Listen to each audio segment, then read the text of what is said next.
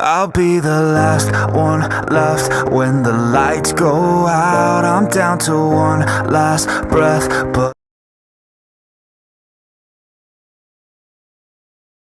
Karti Chittambaram ji. Thank you, Madam Chairperson.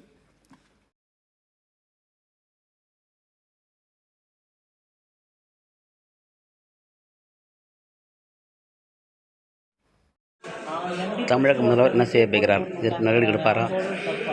I was hoping that the sports minister would be here, but I can understand his state of mind,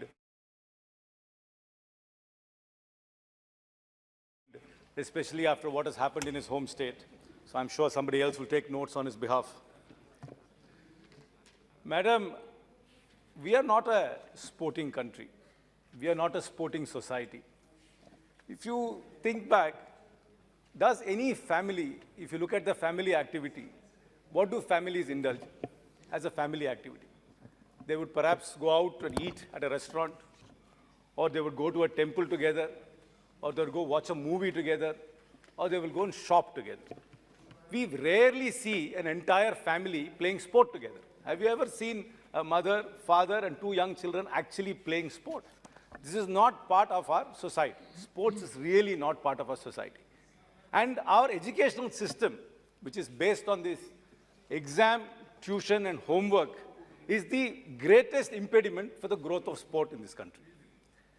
I have very few concrete suggestions, which I hope the government will take into account.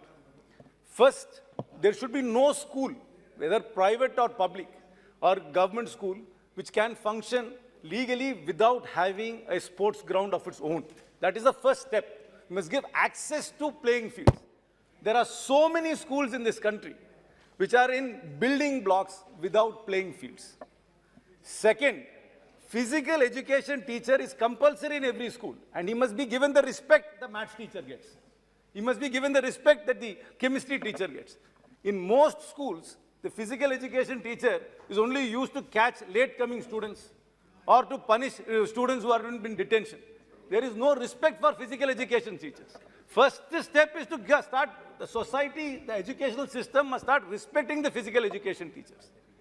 Third, see, as we are an exam-oriented society, the only way to make sure that sports is compulsory is to say that if you do not meet certain physical criteria, if you can't run a mile in, say, 8 minutes or in 6 minutes, you can't write your board exam. And if you have to write a board exam and you have to pass the 10th standard board exam or a 12th standard board exam, you must have compulsory physical education as part of a subject. And if you do not meet that physical condition, you cannot write the board exam. Until you make it compulsory, in this country, no mother will send their daughters to play. First of all, they will say, you'll get dark, so don't go play sports. That is again another cultural thing. You'll get dark. That's why most children are overweight, because they do not play sports and they are caught into this vortex of exam, homework, and tuition.